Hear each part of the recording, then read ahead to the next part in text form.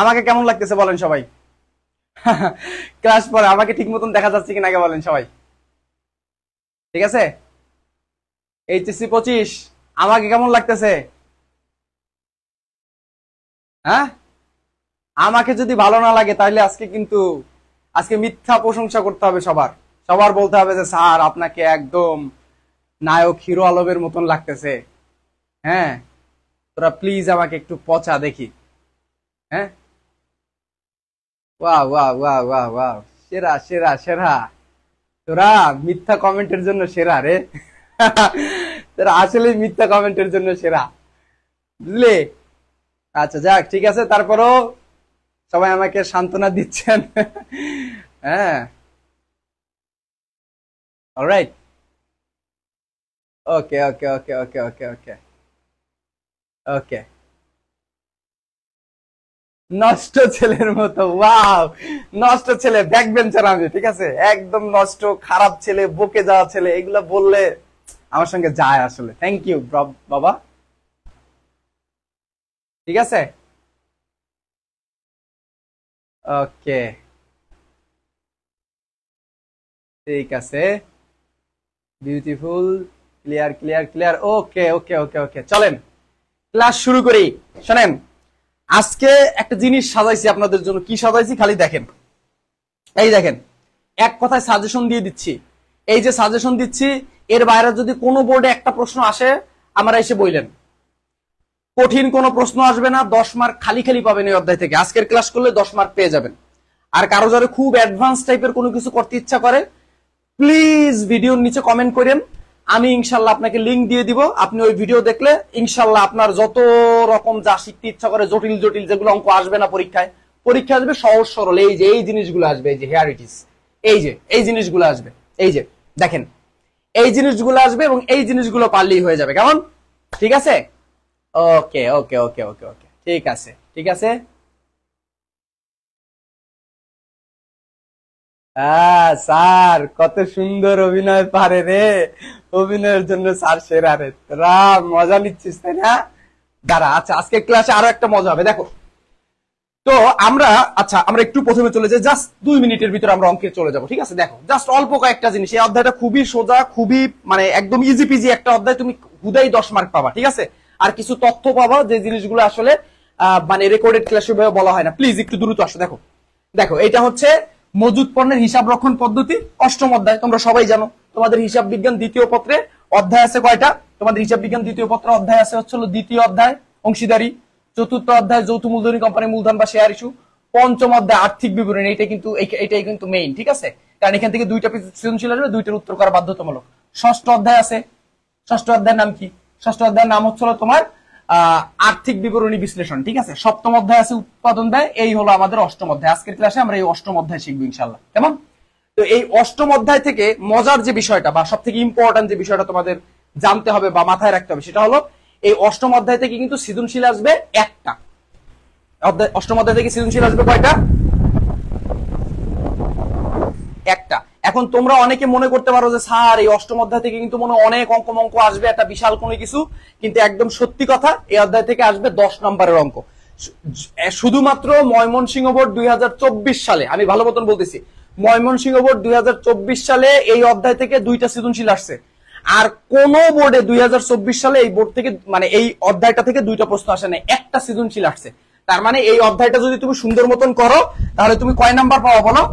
10 number পাবা। 10 নাম্বারের একটা সৃজনশীল পাবা। কেমন? এই অধ্যায়টা করলে, এবং এই অধ্যায়টা খুবই সোজা, কিন্তু 10 নাম্বার কিন্তু তুমি 100% এই অধ্যায় থেকে সৃজনশীল হিসাবে তুমি পাবা, ঠিক আছে? 100% তুমি 10 অধ্যায় মানে এইখান থেকে 10 মার্ক অবশ্যই পাবা, এটা একদম গ্যারান্টি।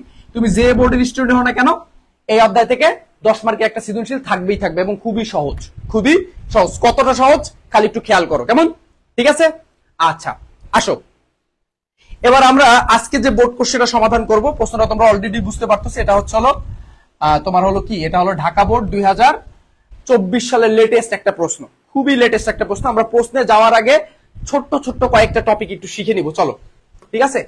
এখন আমরা আগে একটু সাজেশনটা তোমাদের বুঝাই দিই। দেখো, তোমাদের জন্য আমি একটা সাজেশন রেডি করছি, এবং এই সাজেশনটা তুমি আমার ক্লাস করার দরকার নাই, এই সাজেশনটা প্লিজ একটু খাতায় নোট করে নাও। এই যে আমি এখানে যা লিখছি, এইখানে একটু নোট করে নাও।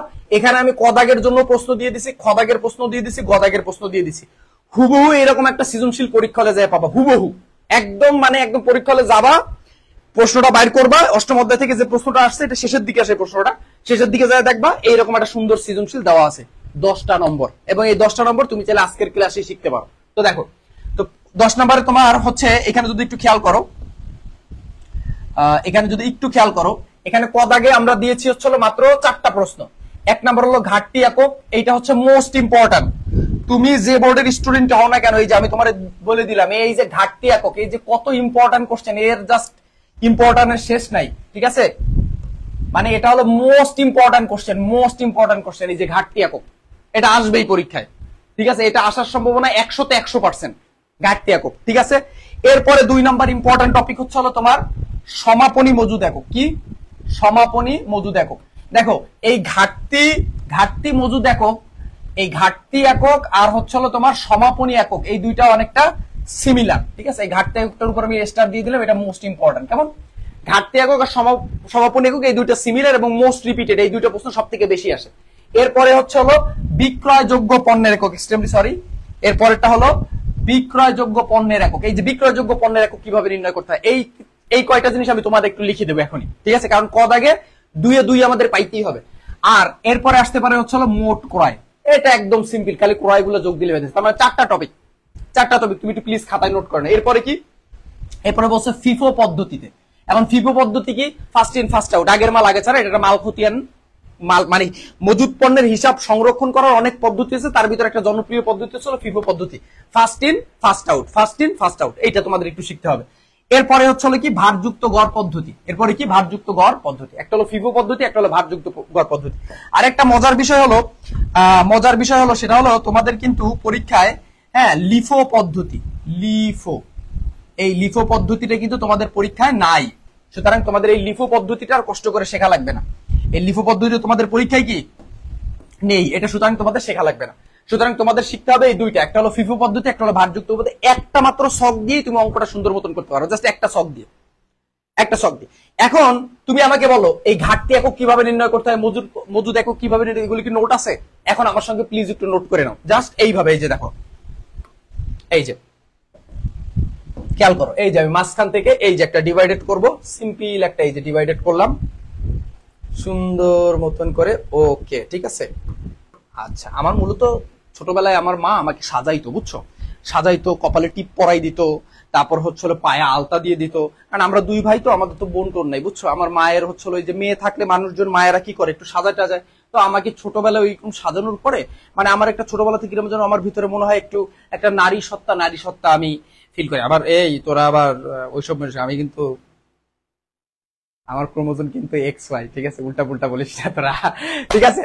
তো মূল বিষয়টা হচ্ছে কি, আমি একটু সাজাই করি, হ্যাঁ। তোমরা আবার অনেকে বিরক্ত, স্যার এত ঢং করে লাগে কেন, এত সাজাই কির জন্য, ঠিক আছে? এইটা একটু আমি ছোটবেলার থেকে এরকম, প্লিজ কিছু মনে করো না, আমার সঙ্গে একটু সময় দাও, কেমন?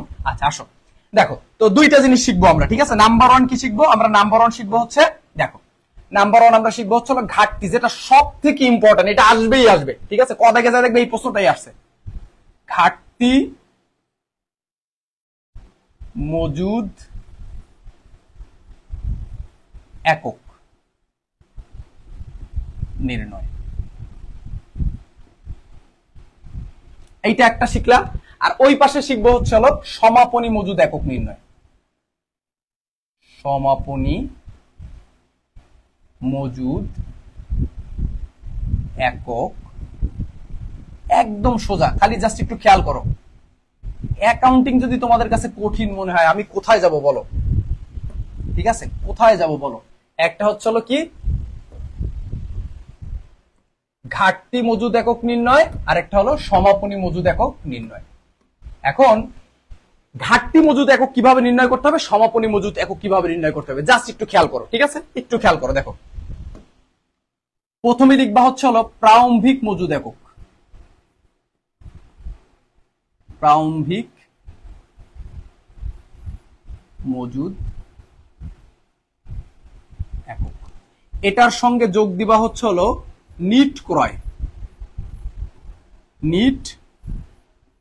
মানে যতগুলো ক্রয় থাকবে সেগুলো, বিয়োগ দিবা হচ্ছে হলো মোট, মোট না লিখে নিটই লেখো, ঠিক আছে, নিট কি রে ভাই, কি এলো তোর,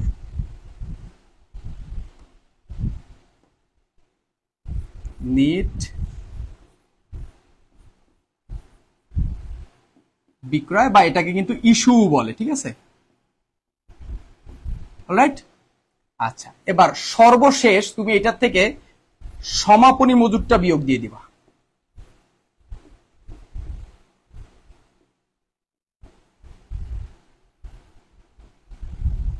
যখন ঘাটতি একক নির্ণয় করব তখন আমরা সর্বশেষ সমাপনী মজুদ এককটা বিয়োগ করে দিব। আর এই পাশে যখন সমাপনী মজুদ একক নির্ণয় করব, এখানে যেমন প্রারম্ভিক মজুদ একক, এখানেও শুরু করব আমরা প্রারম্ভিক মজুদ দিয়ে। এটা সূত্র, প্রারম্ভিক, খাতায় একটু নোট করেন, এইগুলা একদম সোজা, জাস্ট তোমার খাতায় থাকলেই তুমি পারবা, অনায়াসে খালি খালি পারবা, ঠিক আছে। দেখো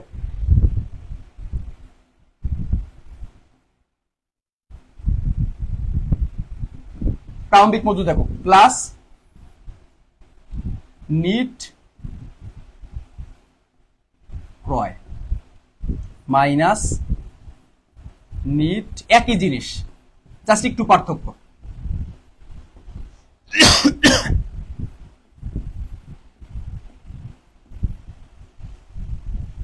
মাইনাস এটা যেহেতু সমাপনী সেহেতু এখান থেকে আমরা ঘাটতি এককটা বিয়োগ করব।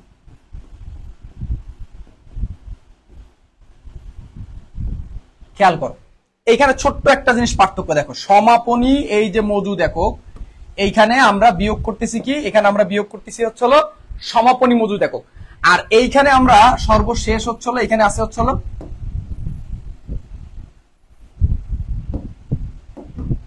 ঘাটতি মজুদ একক। দেখো খেয়াল করো, সূত্র কিন্তু দুই পাশেই সেম, সূত্র দুই পাশেই সেম। ঘাটতি মজুদ একক শুরুতে প্রারম্ভিক মজুদ একক, যতগুলো ক্রয় করছি সেগুলো যোগ করছি, নিট বিক্রয় বিয়োগ করছি, সমাপনী মজুদ একক বিয়োগ করছি। ঘাটতির সময় সমাপনী মজুদ বিয়োগ দিব, আর সমাপনী মজুদের সময় ঘাটতি বিয়োগ দেবো, বাস শেষ। এবং এইখানে মোস্ট ইম্পর্টেন্ট, তুমি পরীক্ষা হলে গেলে এই প্রশ্নটা পাবা, এইচএসসি 25 ব্যাচ, বারবার বলতেছি যে এই প্রশ্নটা, এই যে এই প্রশ্নটা পরীক্ষার হলে গেলেই পাবা, সেটা হচ্ছে কি ঘাটতি মজুদ একক। এই যে ঘাটতি মজুদ একক লিখে রাখো, ঘাটতি মজুদ একক আসবে কদাগে, এই প্রশ্নটা আসার সম্ভাবনা 100তে 100%।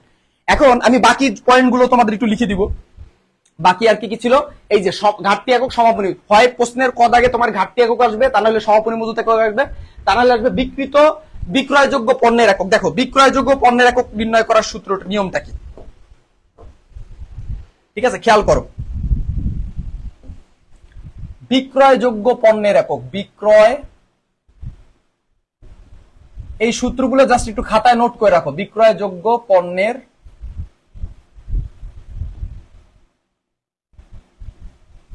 একক সমান সমান, ঠিক আছে, প্রারম্ভিক একক, প্রারম্ভিক মজুদ একক প্লাস নিট ক্রয়, শেষ। প্রারম্ভিক মজুদ এককের সঙ্গে নিট ক্রয় যোগ দিলে আমরা পাবো বিক্রয়যোগ্য পণ্যের একক। কারণ কি, বছরের শুরুতে যে পণ্যটা নিয়ে আমরা ব্যবসা শুরু করছি এবং আমরা আরো যত পণ্য ক্রয় করছি সবগুলো যোগ দিলে আমরা যে পাবো হচ্ছে হলো বিক্রয়যোগ্য। বিক্রয়যোগ্য মানে কি, একটা বিক্রয় করা যাবে এরকম, কেমন? আচ্ছা, এরপরে আসো, এরপরে লাস্ট যে জিনিসটা আমরা শিখবো সেটা হচ্ছে এই যে কদাগে হচ্ছে হলো মোট ক্রয় একক। এখন মোট ক্রয় একক মানে কি, অঙ্কের ভিতর যে ক্রয়গুলো থাকবে সেই ক্রয়গুলো যোগ দিলেই হয়ে যাবে। তাহলে আমি এটা তাও লিখে দিই তোমাদের সুবিধার্থে, যেহেতু নোট থাকতেছে নোট করে রাখো। আচ্ছা, এখানে আমরা লিখতে পারি হচ্ছে মোট ক্রয় একক সমান সমান সকল ক্রয় এককের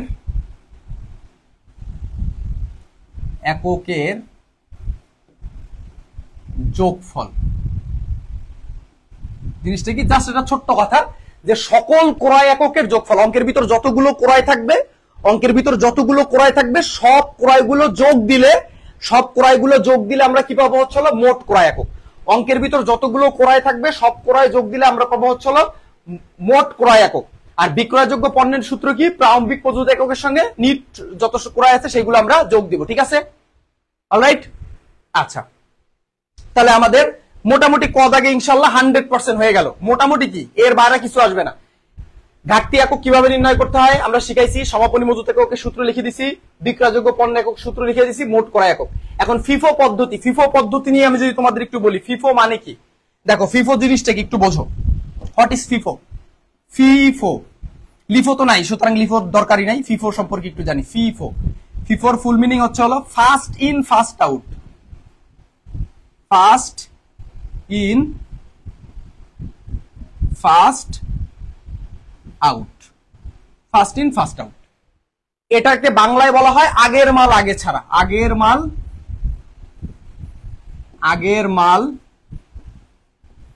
আগে ছাড়া, ঠিক আছে?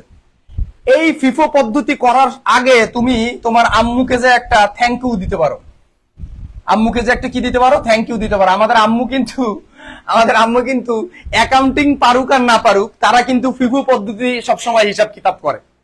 আমাদের আম্মু অঙ্ক পারুক আর না পারুক, বা হিসাব বিজ্ঞান সম্পর্কে জ্ঞান থাকুক আর না থাকুক, পৃথিবীর সব থেকে বড় হিসাবই লক্ষ্য হলো আমাদের আম্মু। তো আমাদের আম্মু কিন্তু কি করে, এই ফিফো পদ্ধতিতে, এই ফার্স্ট ইন ফার্স্ট আউট, আগের মাল আগে ছাড়া পদ্ধতিতে কিন্তু তারা কি করে, হিসাবটা সংরক্ষণ করে রাখে।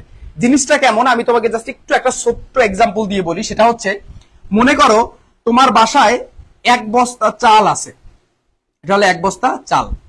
কত কেজি? মনে করো 40 কেজির 1 বস্তা চাল আছে। এখন মনে করো এখান থেকে তুমি, তোমার আম্মু মাত্র 10 কেজি চাল শেষ করতে পারছে। কয় কেজি চাল? 10 কেজি চাল শেষ করতে পারছে। এখনো 30 কেজি চাল, কয় কেজি চাল? 30 কেজি চাল রয়ে গেছে।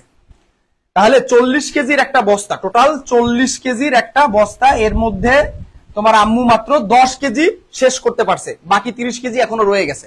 পরের মাসের শুরুতে তোমার আব্বু যদি নতুন আর একটা বস্তা চাল নিয়ে আসে, একদম নতুন 40 কেজির বস্তা যদি নিয়ে আসে, তাহলে তোমার আম্মু কি করবে? এটা হচ্ছে হলো প্রথম বস্তা, এইটা হলো কি তোমার প্রথম বস্তা, আর এইটা হলো কি দ্বিতীয় বস্তা।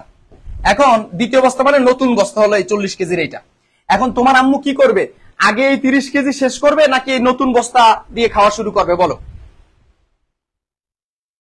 বলো তো, তোমার আম্মু কি করবে আগে? সবাই একটু বলো দেখি, আমি জাস্ট 1 মিনিট একটু সময় নেই, 1 মিনিট না, জাস্ট 30 সেকেন্ড সময় নেই। বলো আম্মু কি করবে? এই নতুন বস্তা খাবে নাকি ওই আগেরটা আগে শেষ করবে? আম্মুর একটু হিসাবই হয়। আম্মু কি করবে বলো? আম্মু কি করবে তুমি বুঝেই গেছো। আম্মু কি করবে? আগের যে বস্তাটা রয়েছে, এই যে আগের যে বস্তা, এই যে আগের প্রথম যে বস্তা, পুরাতন যে বস্তা, প্রথমে আব্বু যে বস্তা আনছিল, এই বস্তাটা আগে সুন্দর মতন খেয়ে শেষ করবে, তারপরে আম্মু এই নতুন বস্তা ধরবে। তার মানে হ্যাঁ, এই যে শেফায়াত বলছো হচ্ছিল 30 কেজি, ঠিক আছে? স্বাধীন স্যারও দেখি ক্লাসে আছে। স্বাধীন স্যার আপনি আছেন, ধন্যবাদ। হ্যাঁ, স্বাধীন স্যার আমাদের কোচিনে বাংলা পড়ান, খুবই ভালো বাংলা পড়ান, ওর একটা চ্যানেল আছে, ঠিক আছে? তো আমি চ্যানেলটার লিঙ্ক তোমাদের দিয়ে দিব, তোমাদের বাংলা শেখার দরকার হলে ওখান থেকে তোমরা অনেক কিছু শিখতে পারবে, ঠিক আছে? দিয়া প্রথম বস্তা, জি সবাই বলতে পারছো যে প্রথম বস্তা। কেমন? তো প্রথম বস্তা মানে হচ্ছিল কি, যে প্রথম বস্তা থেকে আম্মু আগে শেষ করবে, তারপরে দ্বিতীয় বস্তা ধরবে। এইটার মানেই হচ্ছিল আম্মু হলো এখানে ফিফো পদ্ধতি ফলো করছে। এটার মানে হলো আম্মু কি, হ্যাঁ সবাই বলতেছে আগেরটা, এর মানে হচ্ছে আম্মু আগের মালটা আগে খেয়ে শেষ করবে। আম্মু কি করবে? আম্মু হচ্ছে হলো এই ফিফো পদ্ধতি আগে যে মালটা আসছে, আগে কোন কেজি কয় কেজি আসছে, এই যে 30 কেজি যেটা ছিল আগের মাল, সে কি করবে? আগে ছেড়ে দিবে, মানে আগে শেষ করে দিবে, আগের মালটা আগে শেষ করবে, তারপরে যে আম্মু কি করবে? এই নতুন বস্তা ধরবে, পরেরটা পরে ধরবে। তার মানে এই যে আগের মালটা আগে শেষ করতেছে, এইটাই হলো ফিফো পদ্ধতি। কেমন? আচ্ছা, আই হোপ তোমরা বুঝতে পারছো এই জিনিসটা। আমি এটা একটু হিজিবিজি মুছে দেই। অলরাইট, এবার আসো আরেকটা জিনিস তোমাদের একটু বলবো, সেটা হলো ভারযুক্ত গড় পদ্ধতি। কি পদ্ধতি? ভারযুক্ত গড় পদ্ধতি।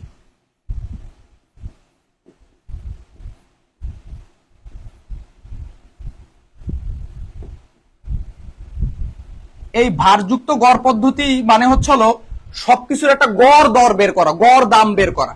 তো এই ভারযুক্ত গড় পদ্ধতি যেগুলো আমরা যখন নির্ণয় করি, কেমন, তখন একটা সিম্পল একটা জিনিস তোমাকে মানে ছোট্ট একটা জিনিস মাথায় রাখতে হবে, সেটা হলো আমরা যে দরটা বের করি, যে দামটা বের করি, এই দামটা সবসময় আমরা একটা গড় দাম বের করি। এই গড় দাম বের করার নিয়মটা কি? মোট টাকাকে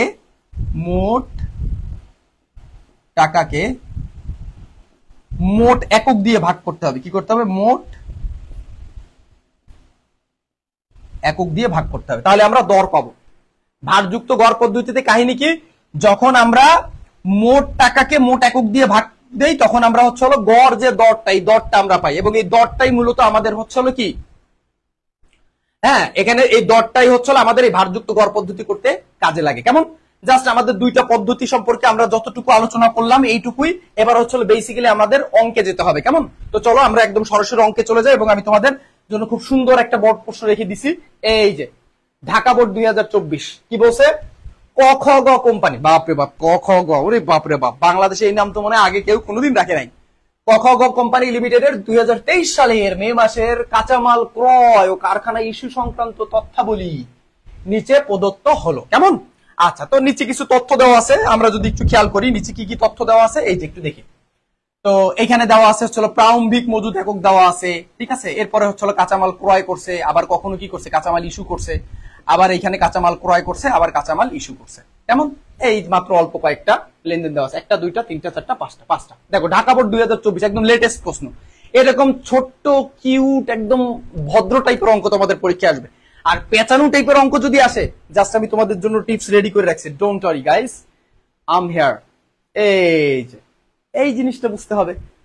যত ঝালেমামা যত ঝামেলা, এই ঝামেলা এইখানে, এই যে হেয়ার ইজ ইট ইজ, ঠিক আছে। এই যে দ্যাটস ইট।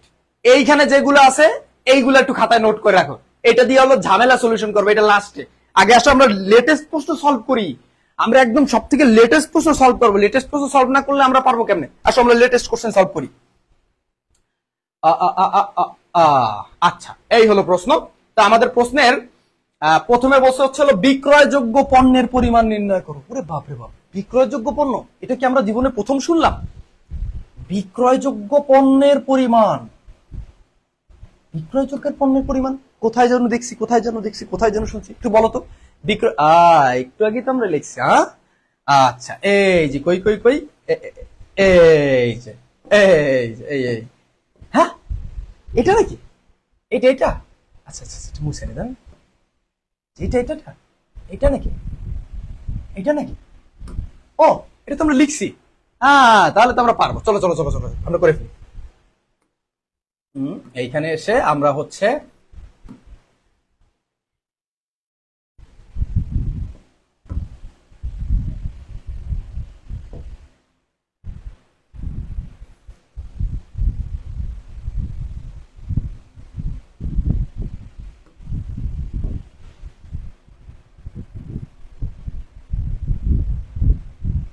অলরাইট, ঠিক আছে। জাস্ট টাকার ঘর আমরা অনেকে দুইটা তিনটা দিয়ে করে, এটা দিয়েও করা যায়, বা ঢালাও ভাবে করলেও হবে। তোমরা পরিমাণ নির্ণয় করতে যেতে বলছে, সেই তো বক্সেই করবা, ঠিক আছে। বক্সে করলে জিনিসটা সুন্দর থাকে আর কি, বা সুন্দর দেখায়। কেমন? বক্সে না সারা করলেও যে হবে না ব্যাপারটা এরকম না, বক্সে দিয়ে করলে ভালো হয়। আমরা সুন্দর মতন করে উপরে কি লিখবো? পদাক দিয়ে লিখবো হচ্ছে বিক্রয়যোগ্য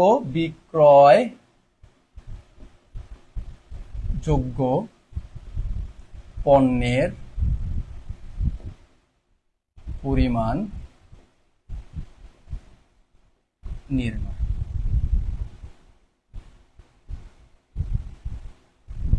ঠিক আছে। আচ্ছা, এখানে আমরা সুন্দর মতন লিখবো তারিখ,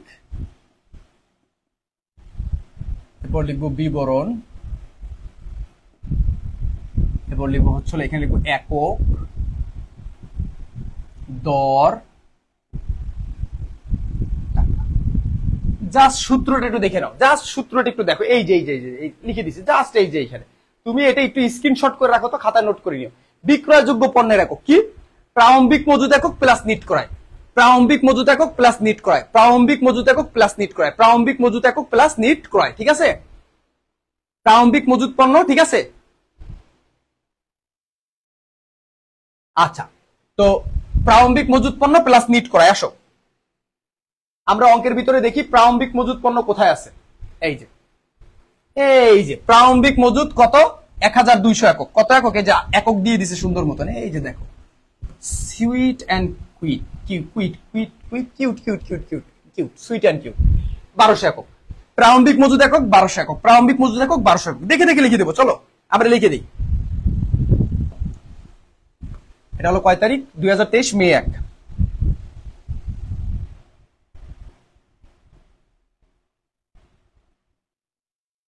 প্রারম্ভিক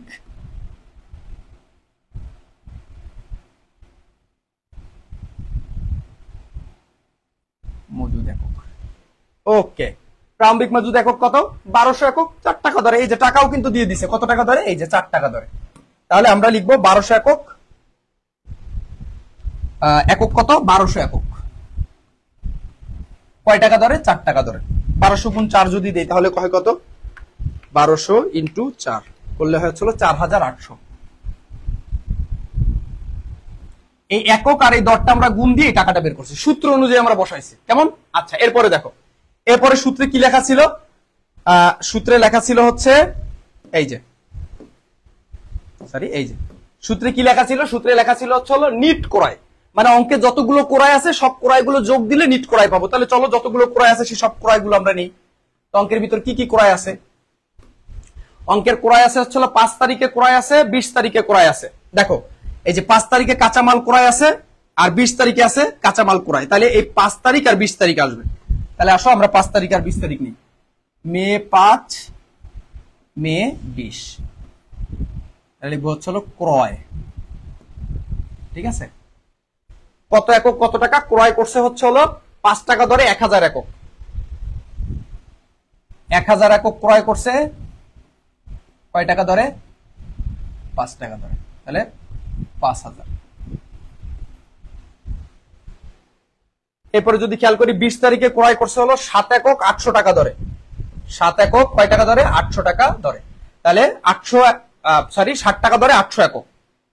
তাহলে আসি 60 টাকা ধরে ক্রয় করছে 800 একক 60 টাকা ধরে। 800 একক কয় টাকা ধরে? 60 টাকা ধরে। 800 ইন্টু 7, 5600। জাস্ট সূত্রটা একটু মাথায় রাখবা বাবা, সূত্রটা একটু মাথায় রাখবা। তো চলো এটা এখন আমরা কিভাবে সলিউশন করব বা কিভাবে আনসার করব? এই যে এখানে লাস্টে তোমরা জাস্ট খালি জেডটা নামাই দিবা।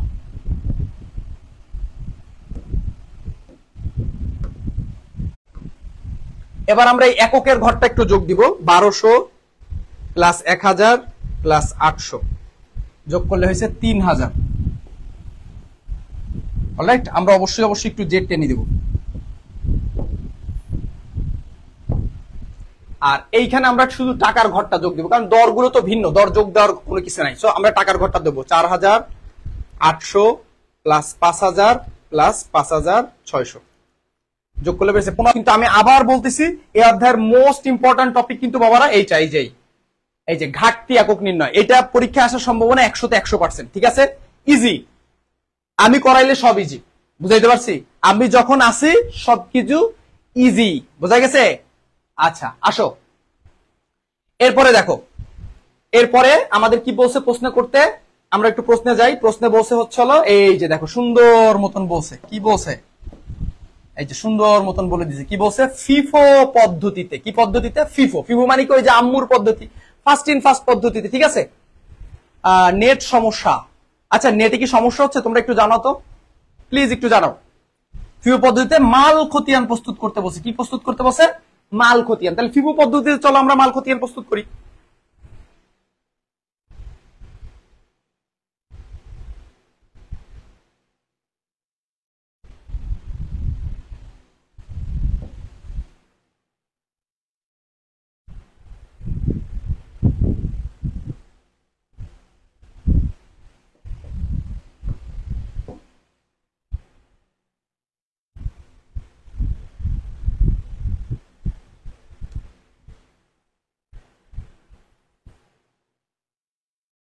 প্রথমে তারিখের একটা ঘর, এরপর এর টোটাল 4টা ঘর করবা। ঠিক আছে, মাঝখান থেকে একটা ডিভাইডেড করবা,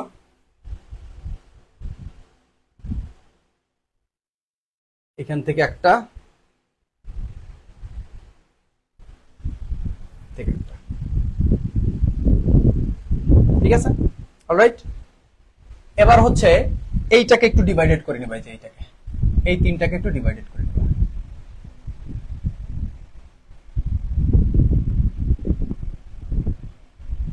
ঠিক আছে, এটা একটু ডিভাইডেড করবা। এবার হচ্ছে হলো প্রত্যেকটাকে তিনটা করে ভাগ করবা, 1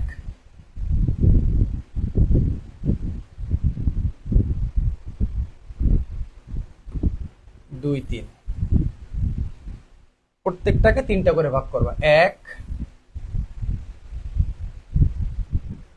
2 3, 1 2 3।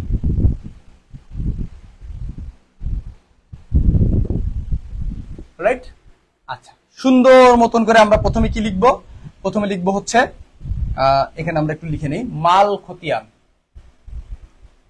মাল খতিয়ান, এই শব্দটা অবশ্যই লিখতে হবে, মাল খতিয়ান। ইংরেজিতে বলে স্টোর লেজার। মাল খতিয়ান অবশ্যই লিখতে হবে কিন্তু। আচ্ছা, আমরা কোন পদ্ধতিতে মাল খতিয়ান করতেছি? ফিফো পদ্ধতি। কি পদ্ধতি? ফিফো পদ্ধতি, first in first out, FIFO. Alright, FIFO পদ্ধতিতে মাল খতিয়ান প্রস্তুত করব, কেমন? আচ্ছা, এইটা গেল। এবার হচ্ছে হলো আমরা সুন্দর মতন করে এই ছকের ভিতর কিছু লেখা আছে, সেই লেখাগুলো লিখে দিব। কি লিখবো? আমরা প্রথমে এখানে লিখবো তারিখ, এখানে লিখবো বিবরণ, আচ্ছা এখানে লিখবো ক্রয়। এখানে ওরা কি করছে? ইস্যু লিখছে। ওরা যা লিখছে আমরাও তাই লিখবো, ইস্যু লিখছে।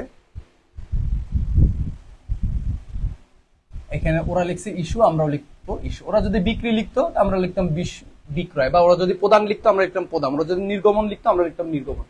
প্রথমটা ক্রয়, তারপর ইস্যু, তারপর এখানে লিখবো উদ্ধৃত্ত। অলরাইট, আচ্ছা এখানে জাস্ট হবে একক দর টাকা, একক। তোমাদের যাদের এই অধ্যায়ের একটু কঠিন অঙ্ক করতে ইচ্ছা করে, আমি তোমাদের এখনই দেখাই দিচ্ছি, ঠিক আছে? এখনই দেখাই দিচ্ছি। এই যে জিনিসটা এখন লিখে দিব, এই জিনিসটা কোথাও পাবা না, ঠিক আছে? এই জিনিসটা কেউ ক্লাসেও আলোচনা করবে না, কেমন? এই যে একটু পরেই দেখাই দিচ্ছি। এই দেখো, এই জিনিসটা যারা অনেক কঠিন অঙ্ক করতে অভ্যস্ত, যে না স্যার আমার কঠিন অঙ্ক লাগবে, আমার বোর্ড স্ট্যান্ডার্ড কোশ্চেন করলে আমার ভালো লাগে না, এই যে এই জিনিসটা বুঝাই দেবো একটু পরে। এই জিনিসটা যে বুঝে, মুখস্থ করারও কোনো কিছু নাই, তুমি দেখলেই পারবা। এইটা বুঝতে পারলেই তুমি সব, এই অধ্যায়ের সব থেকে কঠিন অঙ্ক তুমি পারবা। এই কঠিন না, সবই সহজই আসে, সহজই আসবে ইনশাল্লাহ, ঠিক আছে? 100% শিওর থাকো, যা করাচ্ছে এগুলোই আসবে এবং এর ভিতর থেকেই আসবে। আচ্ছা, আমাদের ছক প্রস্তুত হয়ে গেল। প্রতিষ্ঠানের নামটা আমরা একটু উপরে লিখতে পারি, সেটা হলো, নামটা কি? নামটা হচ্ছে, এটাকে আমরা একটু কষ্ট করে, এখানে নয় কেন?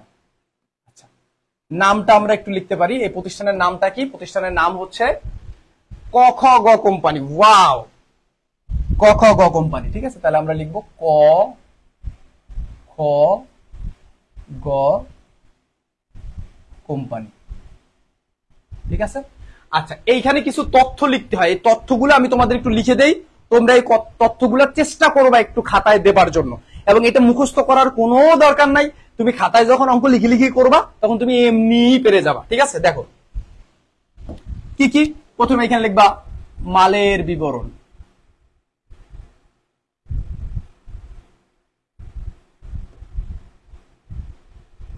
বিন নং, বিন নং, বয়সকে বিন, বিন বিন কিন্তু, ঠিক আছে? বিন নং। এরপর লিখছি কোড নং,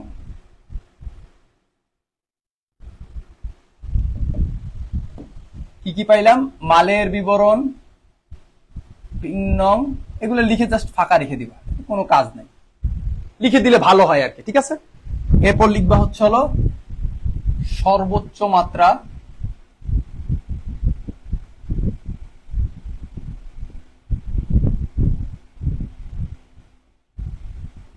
সর্বনিম্ন মাত্রা,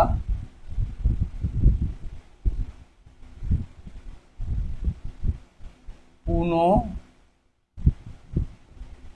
ফরমায়েশ মাত্রা। কি কি লিখলাম বলো?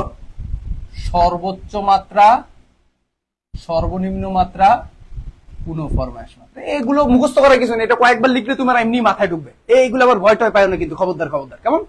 আচ্ছা, আমাদের ছক একদম 100% রেডি, কেমন? আর আমরা যেহেতু ফিফো পদ্ধতি করতেছি, যে ছক ভারযুক্ত গড় পদ্ধতি একই ছক, আর তোমার এই দুইটাই আসবে, ফিফো পদ্ধতি আসবে আর ভারযুক্ত গড় পদ্ধতি আসবে, ঠিক আছে? তো চলো আমরা অঙ্কটা করে ফেলি। তো এখানে কি বলছিল প্রশ্নে, যদি একটু খেয়াল করি, প্রশ্নে কিন্তু একটা ফিফো পদ্ধতিতে মাল খতিয়ান প্রস্তুত করতে বলছে। তাহলে আমরা ফিফো পদ্ধতিতে মাল খতিয়ান প্রস্তুত করব। তাহলে প্রথমে মে 1 কি আছে? 2023 মে 1 প্রারম্ভিক মজুদ, 2023 মে 1 প্রারম্ভিক মজুদ, কেমন? 2023 মে 1 প্রারম্ভিক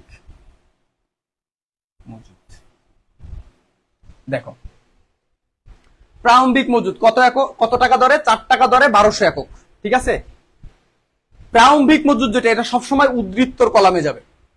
প্রারম্ভিক মজুদের যে টাকার ব্যাপার বা যোগ বিয়োগের যে ব্যাপারটা, এটা সবসময় কোথায় যাবে? উদ্ধৃত্তর কলামে যাবে। তাহলে উদ্ধৃত্তর কলামে কত একক যাবে? 1200 একক 4 টাকা দরে। তাহলে আমরা একটু এখানে লিখি 1200 একক, ঠিক আছে? 1200 একক 4 টাকা দরে, 4 12 4800, 1200 গুণ 4 দিলে হয় 4800, ঠিক আছে? এইটা আমরা সুন্দর মতন ক্লোজ করে দেব। এই যে একটা কাজ করা আমাদের শেষ।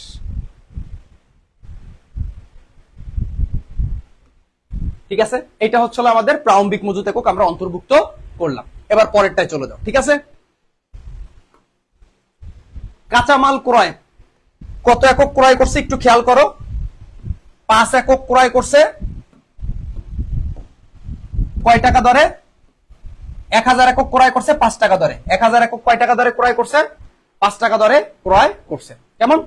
আচ্ছা, তো এটা হচ্ছে হলো মে 5 তারিখ।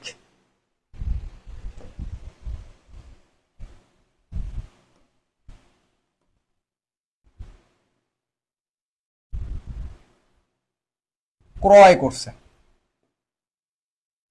কি ক্রয় করছে?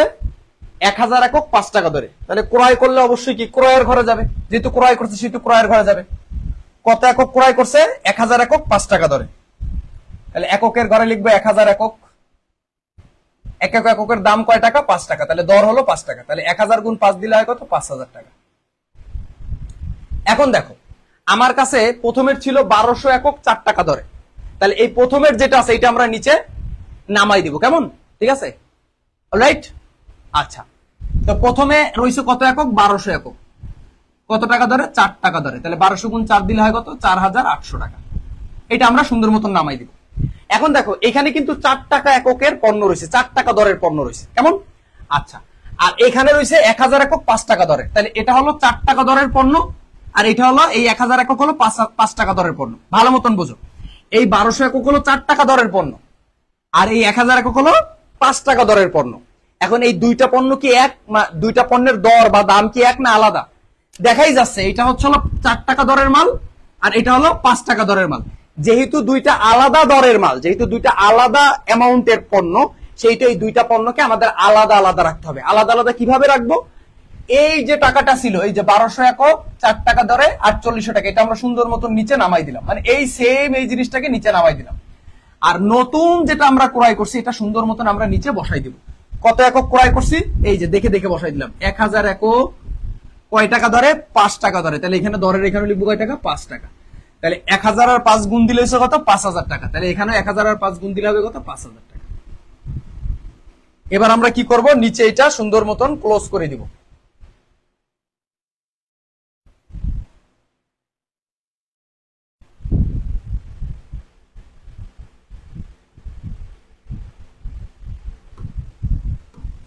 অলরাইট, এরপরে নেক্সট কোশ্চেনে যাই। কারখানা ইস্যু করছে 500 একক। দেখো যখন আমরা ইস্যু করি, কত একক ইস্যু করছে? 500 একক ইস্যু করছে। কত একক? 500 একক। কয় তারিখ? 10 তারিখ। এখন এই যে 500 একক ইস্যু করছে, এই ইস্যুর ক্ষেত্রে কিন্তু কোনো দর দেওয়া থাকে না, কোনো দাম দেওয়া থাকে না, ঠিক আছে?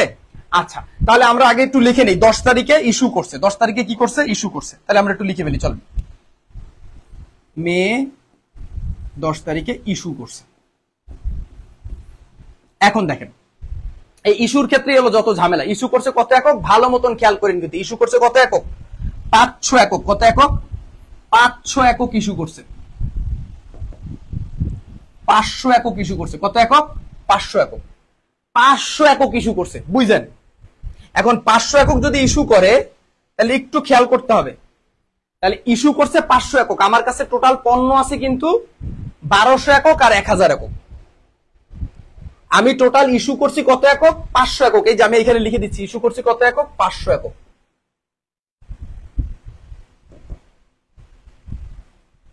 500 একক টোটাল আমি ইস্যু করছি।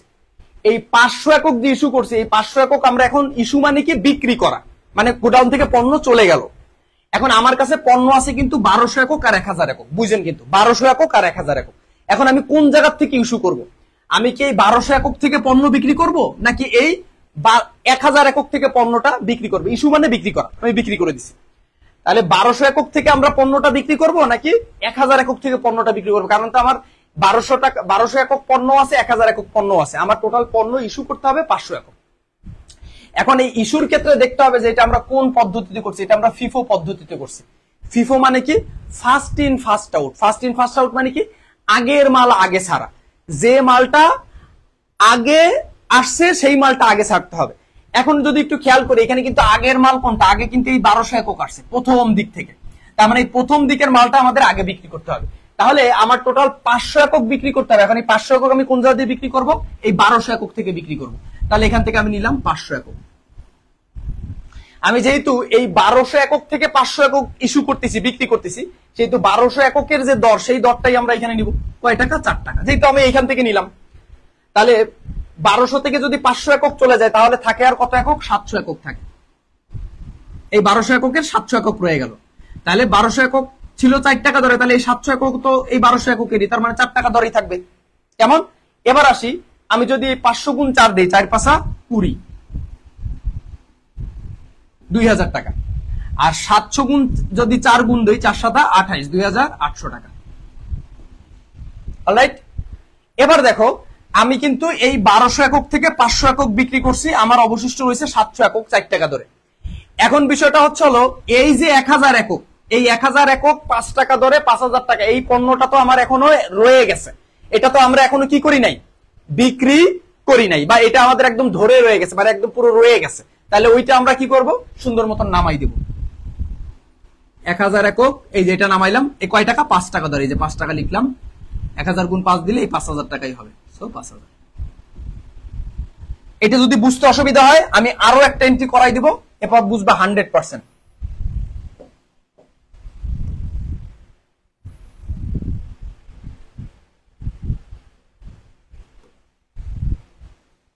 ঠিক আছে? অলরাইট, নেক্সট কোশ্চেনে দাও। 20 তারিখ কি বলছে? কাঁচামাল ক্রয় করছে। তাহলে 20 তারিখে হচ্ছে ক্রয়, তাহলে আমরা চলো লিখে ফেলি। মে 20 ক্রয় করছে। মে 20 তারিখে কি করছে? ক্রয় করছে। খেয়াল করো, 60 টাকা দরে 800 একক,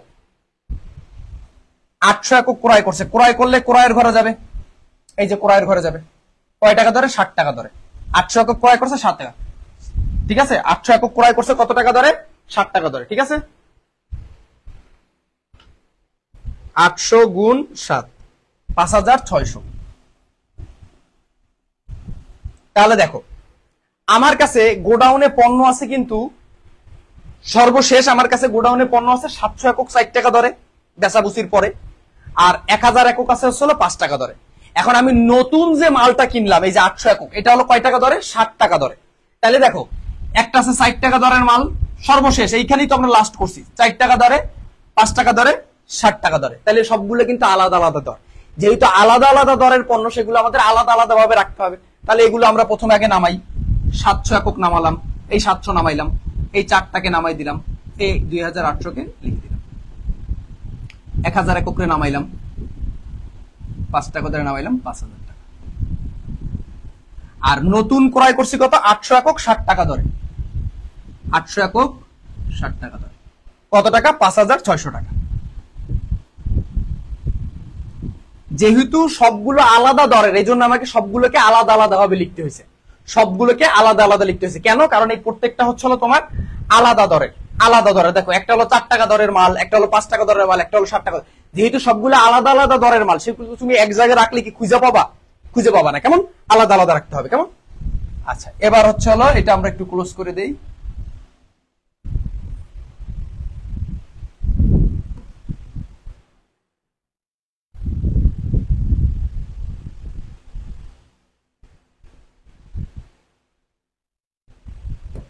আচ্ছা, এবার সর্বশেষ এন্ট্রি দেখো, কারখানা ইস্যু করছে 900 একক, 30 তারিখে কি করছে? ইস্যু করছে। তাহলে চলো আগে তারিখ দিয়ে নিই। 30 তারিখে ইস্যু করছে, মে 30 তারিখে কি করছে? ইস্যু করছে 900 একক ইস্যু করছে। এখন দেখো ভালো মতন বুঝো, কিন্তু কত একক ইস্যু করছে? 900 একক। বুঝো কিন্তু কত একক?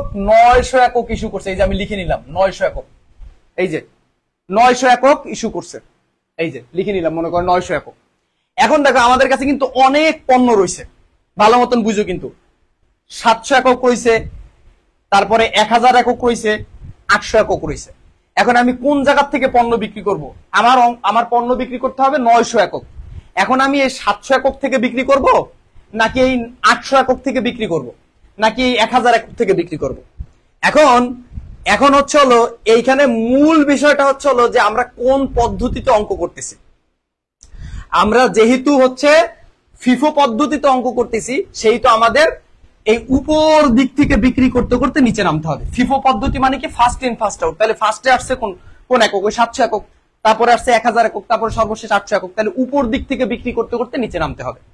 তাহলে উপরে আছে কত একক? উপরে আছে হচ্ছে হলো 700 একক, আর আমার বিক্রি করতে হবে কত একক? 900 একক। তাহলে যেহেতু 900 একক বিক্রি করতে হবে, তাহলে এখানে আছে কি 900 একক? কি আছে? নাই, এখানে আছে 700 একক। তাহলে আগে 700 একক বিক্রি করি। তাহলে এখানে আমরা লিখলাম 700 একক। 700 একক যেহেতু বিক্রি করতেছি, 700 একক কয় টাকা ধরে? 60 টাকা ধরে। তাহলে এখানে বিক্রি করবো 4 টাকা ধরে। তাহলে হয় কত? 2800। এখন দেখো 700 একক কিন্তু বিক্রি করা হয়ে গেল, 700 একক নাই, সব বিক্রি করে দিছে। এখন কিন্তু আমাদেরকে 700 একক ইস্যু করতে হবে, বিক্রি করতে হবে, নাকি 900 একক? 900 একক বিক্রি করতে হবে।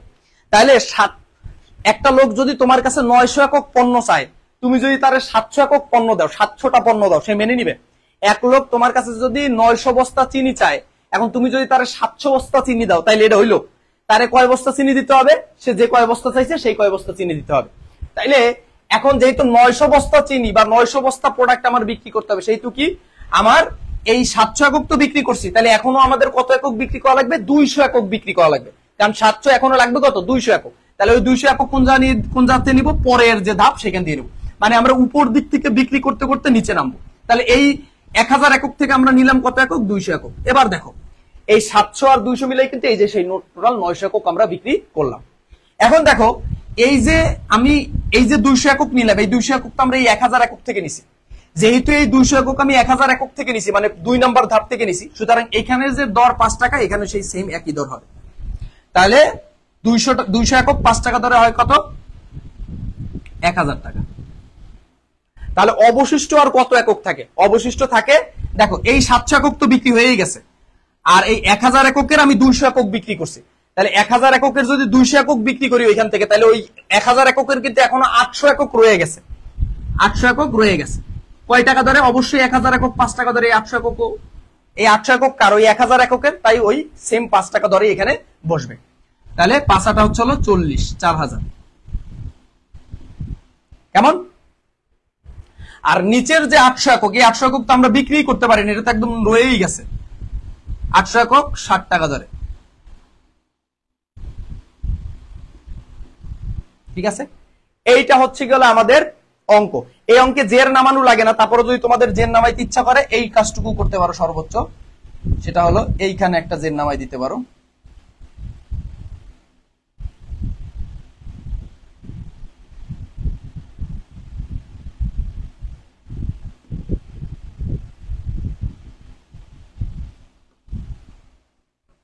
সেটা কত?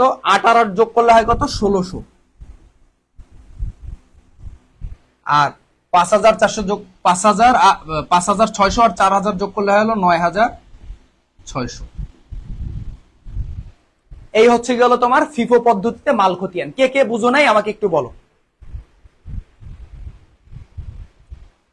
বর্ণ স্যার সরবরাহকে ফেরত এবং একটু পরেই বুঝাই দেবো বাবা, ভারযুক্ত গড় পদ্ধতিটা করেই তোমাদের আমি ওইটা বুঝাই দেবো, কেমন?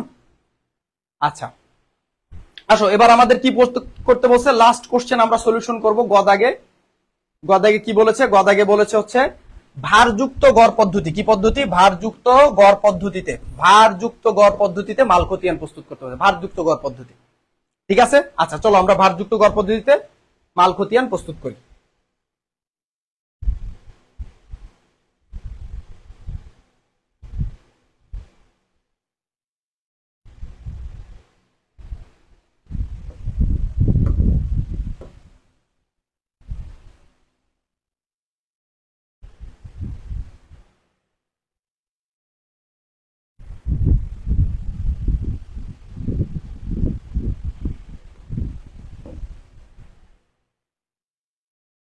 এই ভারযুক্ত গড় পদ্ধতির ক্ষেত্রে তুমি জাস্ট খালি এই সূত্রটা একটু মাথায় রাখবে। এই যে আমি একটা সূত্র লিখে দিছিলাম তোমাদের, এই যে জাস্ট এই জিনিসটা একটু মাথায় রাখবে, এই যে দরটা কেমনে নির্ণয় করে, এই যে এই জিনিসটা একটু মাথায় রাখতে হবে। দর, এই ভারযুক্ত গড় পদ্ধতিতে এই দর নির্ণয় করা হচ্ছিল সবচেয়ে ইম্পর্টেন্ট। আর দর নির্ণয় করার সূত্র কি? মোট টাকাকে মোট একক দিয়ে ভাগ করতে হবে। দর সমান সমান মোট টাকা ভাগ মোট একক। এই দরটা হলো সবচেয়ে ইম্পর্টেন্ট, ঠিক আছে? ভারযুক্ত গড় পদ্ধতিতে এই দরটা হলো মোস্ট মোস্ট মোস্ট ইম্পর্টেন্ট। আর এই দরের নির্ণয়ের সূত্রটা হলো মোট টাকাকে মোট একক দিয়ে ভাগ করতে হবে, মোট টাকাকে মোট একক দিয়ে ভাগ করতে হবে। চলো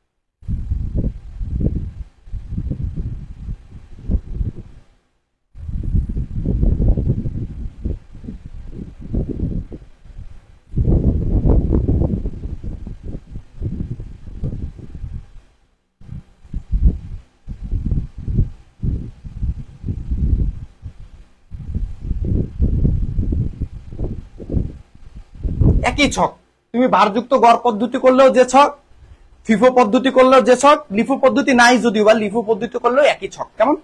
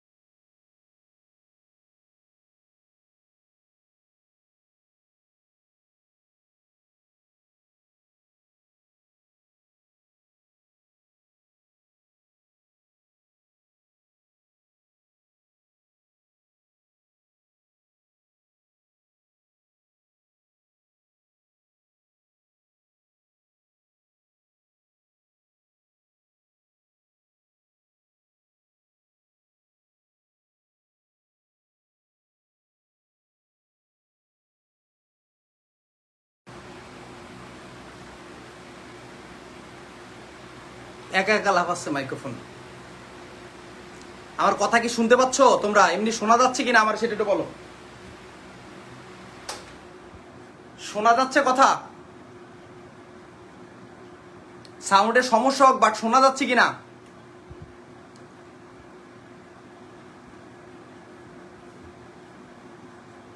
মাইক্রোফোন দাও, এখন একা একা লাফাচ্ছে।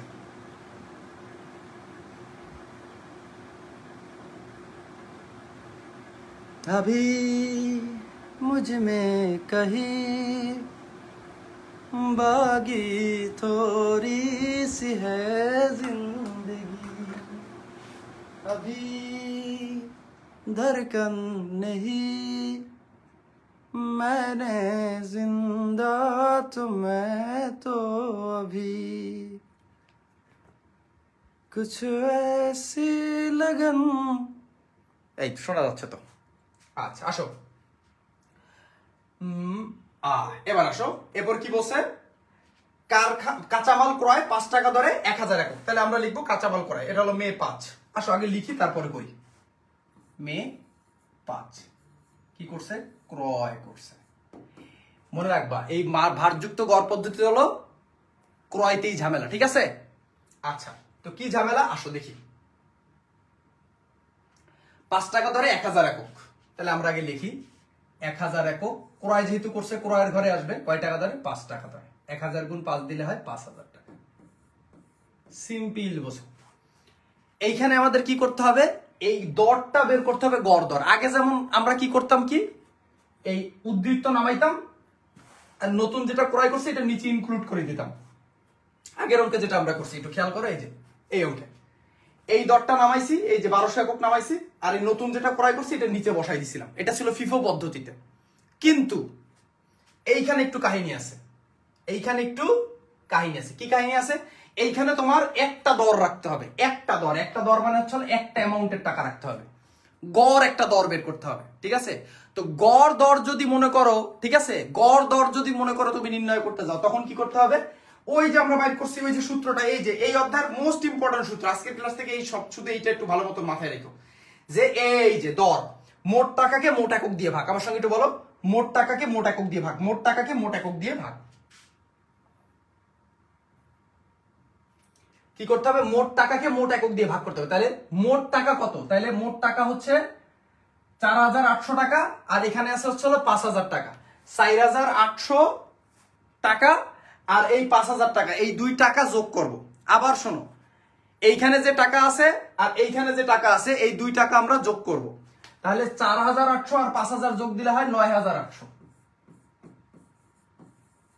অলরাইট, যোগ করো। আর একক একক যোগ দিব। তাহলে এখানে একক আছে কত একক? 1200 একক। আর নতুন আসলো কত? 1000 একক। তাহলে এই একক দুইটা যোগ দিলে হবে কত? তাহলে হবে 1200 আর 1000 যোগ দিলে হবে হচ্ছে 2200। ঠিক আছে, 1200 আর 1000 যোগ দিলে 2200 একক। এখন এইখানে একটা গড় দর বের করতে হবে। কি দর বের করতে হবে?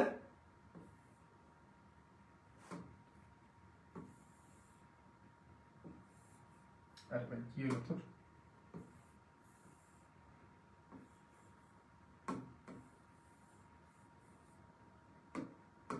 গড় দর বের করতে হবে। এখন গড় দর বের করার সূত্রটা কি? মোট যে টাকা 9800, মোট টাকাকে মোট একক দিয়ে ভাগ করতে হবে। তো চলো আমরা ভাগ দিই, ঠিক আছে? 9800 ভাগ 2200 যোগ করলে হলো, দেখো এখানে একটা পয়েন্টের ব্যাপার স্যাপার আছে। তো পয়েন্ট নিয়ে তোমরা কখনো ঘাবড়াবা না, পয়েন্ট তুমি তোমার মতন দিয়ে দিলেই হবে। সব পয়েন্ট নেওয়ার নিয়মই সঠিক। এখানে আছে 4.45, তাহলে আমরা এখানে লিখলাম 4.45। 4.45 পয়েন্টের পর আমি দুইটা সংখ্যা নিচ্ছি, কোনো সমস্যা নেই। 4.45 কিভাবে বের করছি? এই 9800 কে 2200 দিয়ে ভাগ করে এই গড় দরটা আমরা বের করলাম। কেমন? আচ্ছা, শেষ। এরপরে দেখো, এরপরে কি করতে হবে? এরপরে নেক্সট এন্ট্রিতে যাও। কারখানা ইস্যু 500 10 তারিখ, আগে লিখে নিই।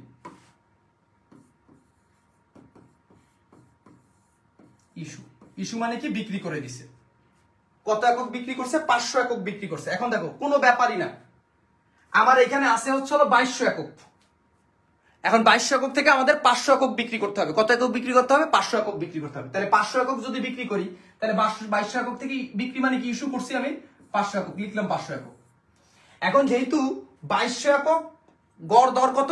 4 টাকা 45 পয়সা। তাহলে এই সেম টাকাটাই আমরা এখানে নেবো, যেহেতু এখানে তো কোনো এক মানে উপর দিক দিয়ে নিবো মানে নাকি নিচ দিয়ে নিব না মাঝখান দিয়ে নেবো, এরকম তো কোনো ঝামেলা নাই, কারণ দর একটাই। তাহলে এই একটা দরই আমরা এখানে বসাই দিব, কত? 4.45। তাহলে 500 ইন্টু ক্যালকুলেটর যা থাকবে সব মুছে দিবা, মুছে দিয়ে 4.45, তাহলে হচ্ছিল 2225। 2225। তাহলে 2200 একক থেকে যদি 500 একক আমরা বিয়োগ করে দিই, 2200 একক থেকে যদি 500 একক আমরা ইস্যু করি, তাহলে আমাদের থাকে অবশিষ্ট 1700 একক। কয় টাকা দরে থাকবে? 4 টাকা 45 পয়সা। তাহলে 1700 গুণ 4 টাকা 45 পয়সা যদি গুণ দেই, তাহলে হচ্ছে 7565। ঠিক আছে, এই এন্ট্রিটা যদি বুঝতে অসুবিধা হয় একটু ওয়েট করো, নেক্সট এন্ট্রি বুঝাইলে 100% বুঝে যাবো।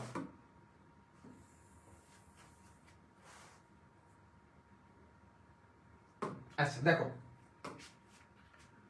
কাঁচামাল ক্রয়, এবার আমরা হচ্ছে 20 তারিখে কাঁচামাল ক্রয় করছি। তাহলে আসো 20 তারিখে ক্রয় করছি 800 একক 60 টাকা দরে। 800 একক ক্রয় করছি, ক্রয়ের ঘরে লিখলাম 60 টাকা দরে। ঠিক আছে, 800 গুণ 7, 5600। অলরাইট, আচ্ছা ঠিক আছে। এবার দেখো, এই ক্রয় তো করছি, হ্যাঁ হ্যাঁ ক্রয় করছি অলরাইট। এখন দেখো আমাদের এখানে গড় দরটা বের করতে হবে। কি দরটা বের করতে হবে? গড় দরটা বের করতে হবে। এখন গড় দর কিভাবে বের করব? একক একক যোগ টাকা টাকা যোগ। তাহলে একক রয়েছে কত? 1700 একক রয়েছে সর্বশেষ। আর এখানে রইল কত একক? নতুন কিনছি কত একক? 800 একক। তাহলে 1700 প্লাস 800 যোগ করলে হয় 2500। আর টাকা কত? টাকা রয়েছে হচ্ছে এই যে 7565। 7565 যোগ, আর নতুন ক্রয় করছে কত টাকা? 5600 টাকা। যোগ দিলে হয়েছে হচ্ছে 13165। 13165। তাহলে এবার আমরা কি করব? এই মোট টাকাকে মোট একক দিয়ে ভাগ দিলে আমাদের গড় দরটা বের হয়ে যাবে। এই যে গড় দর বের করতে হয়, এই জন্যই এটাকে বলা হয় হচ্ছে, ঠিক আছে, ভারযুক্ত গড় পদ্ধতি। তাহলে 13165 কে এই যে মোট টাকাকে এই মোট একক 2500 দিয়ে আমরা ভাগ করব, ভাগ 2500। 2500 দিয়ে ভাগ দিলে হয় হচ্ছে 5.266। 5.266। অলরাইট, আচ্ছা এবার এটা আমরা একটু ক্লোজ করে দিই।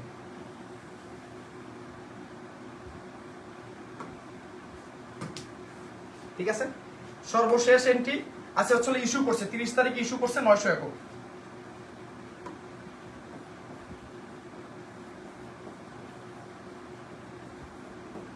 ইস্যু করছে 900। ইস্যু একদম সোজা, ইস্যু একদম সোজা। ইস্যু করছে কত? এই যে বলেই দিছি ইস্যু করছে কত একক বলে দিছে, এই যে 900 একক। এই যে 900 একক, তাহলে 900 একক ইস্যু করছে। আমার এখানে আছে 2500 একক, আমি 2500 একক থেকে 900 একক বিক্রি করে দেবো জাস্ট, এখানে কোনো ঝামেলা নেই। এই 2500 একক থেকে 9, যেহেতু এখানে একটা সব একক একসঙ্গে রয়েছে, সব পণ্য একসঙ্গে রয়েছে এবং একটাই দর, সেহেতু কোনো ঝামেলা নেই, ওখান থেকে জাস্ট বিক্রি করে দিই হয়ে যাবে। 2500 একক থেকে 900 একক বিক্রি করলাম। এখন 2500 একক থেকে যেহেতু বিক্রি করলাম, এর দরটাই নিতে হবে 5.266। তাহলে 900 ইন্টু 5.266 করলে বেরোয়েছে 4739। 4739.4, ওই 39 লিখলে হবে, সমস্যা নেই। আচ্ছা, তাহলে 2500 থেকে যদি 900 একক চলে যায়, তাহলে অবশিষ্ট থাকে 1600 একক।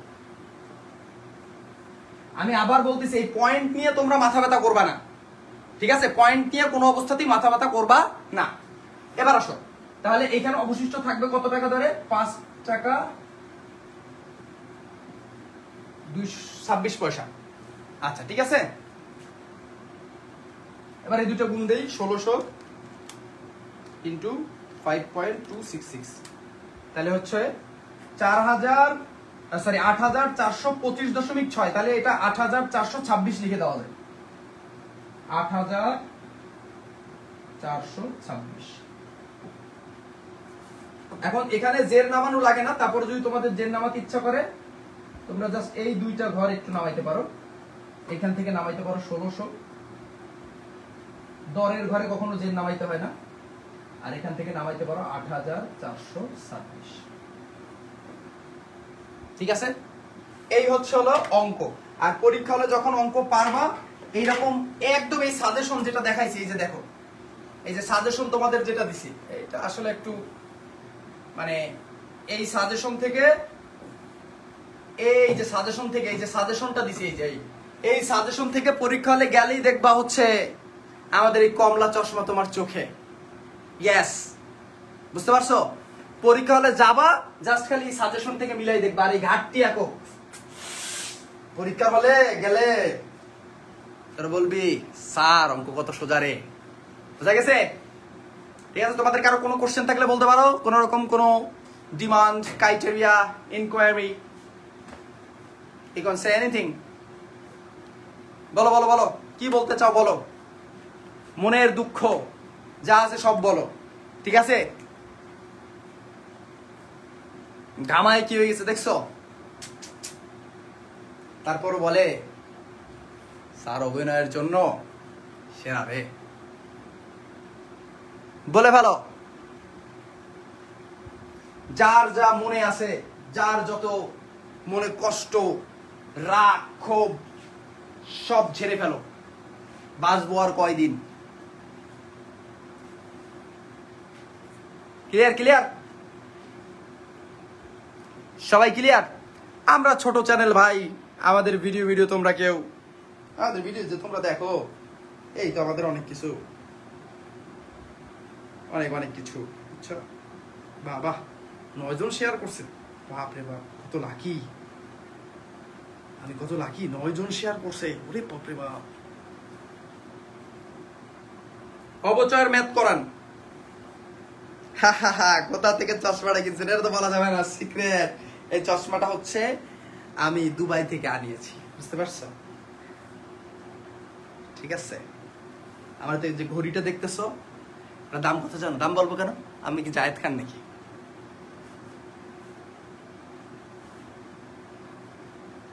স্যার এটা বলেন স্যার, এসএসসি 2024-25 করলে কি হবে? ফার্স্ট পেপার সেকেন্ড পেপারে 100% হবে শোনা, 100% হবে, নো ডাউট। 23 আর 24 সাল করো, একদম ওকে, ডান। স্যার অবচয়ের ম্যাথ করান। অবচয়ের ম্যাথ করাবো না, তোমরা সুন্দর মতো নামটা বলো। নামটা হবে দৃশ্যমান অদৃশ্যমান সম্পত্তির হিসাব রক্ষণ, 8ম অধ্যায়। কিভাবে বলো? স্যার এই ক্লাস শেষে জিএফ রে পাঠামু লিঙ্কটা। এই ক্লাস শেষে জিএফ রে পাঠাবা লিঙ্ক? মানে মানে কি রে ভাই, তোরা তো মানে মানে তোরা আসলে, তোকে সঙ্গে কি বলবো, মাঝে মাঝে আমি আসলে মানে আমি শুধু একটা জিনিসে বলতে চাই, আমার বলার কিছু ছিল না, না গো আমার বলার কিছু ছিল না, চেয়ে চেয়ে দেখলাম। স্যার এত পড়ালেখা করে কি হবে, একদিন তো মরেই যাবো। তোরা আসলে এমন এমন কথা বলিস, একদম মনের কথা আমার।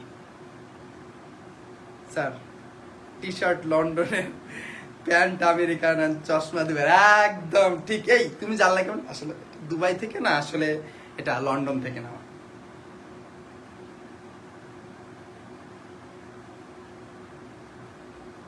স্যার এর পরের ক্লাসে কোনটা দিবেন? স্যার সাউন্ড তেল কই পাবো কি স্যার? সান্ডার তেল? আর কি সান্ডার তেল? কি রে ভাই তোরা, সান্ডার তেল মান্ডার তেল কোন থেকে পাইলি তোরা? সান্ডার তেল দিয়ে কি হবে? ঠান্ডা তোদের মেরে করে দেবো ঠান্ডা, বুঝলি? ঠান্ডার কথা যে বলবি, আর ঠান্ডার কথা যে বলবি তাকে মেরে করে দেবো একদম ঠান্ডা। কোনো ঠান্ডা নাই, অনলি মোদের বিদ্যালয় ইজ রিয়েল, বুঝলি? স্যার আপনাকে হিরো লাগতেছে, I know already I am.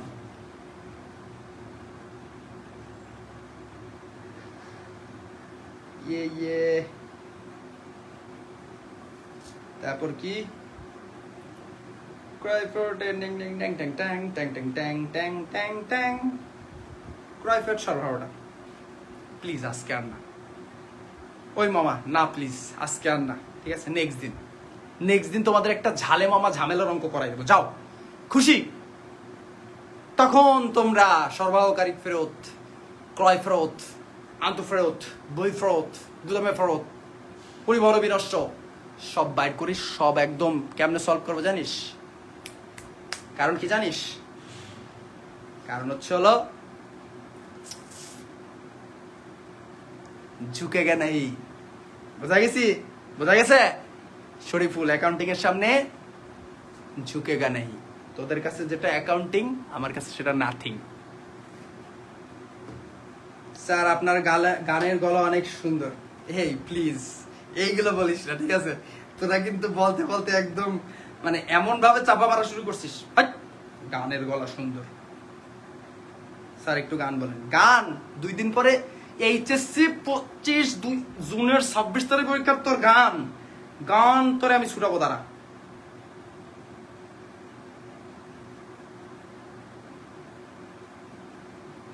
Sir অনেক পড়তে হবে, অনেক, কারণ মা বলছে না পড়লে কোনো মেয়ে বিয়ে করবে না। একদম রাইট, কোনো মেয়েই বিয়ে করবে না। পড়তে হবে, প্রচুর পরিমাণে পড়তে হবে। পড়লেই যত ভালো করবি, যত ভালো রেজাল্ট করবি, তত তোরা জানিস, আমি জানি তোরা অনেক চালাক, কমার্সে পড়লাম না। স্যার আমি আপনার ভিডিও দেখি, আমিও তোমার কমেন্ট দেখে ফেলছি। স্যার আপনার চশমা কিন্তু সেই, আমার চশমা সেই, আমি সেই না। স্যার আমার ঘটক লাগতেছে। মানে তোরা মানে মানে সবসময় খালি নিজেকে স্বার্থটা দেখিস, তাই না? আমার ঘটক কেন অন্য কোনো কিছুর মতো লাগতে পারে না? কোনটা বলাবান।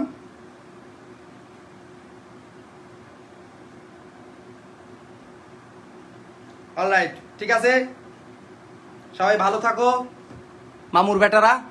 আল্লাহ হাফেজ, আসসালামু আলাইকুম।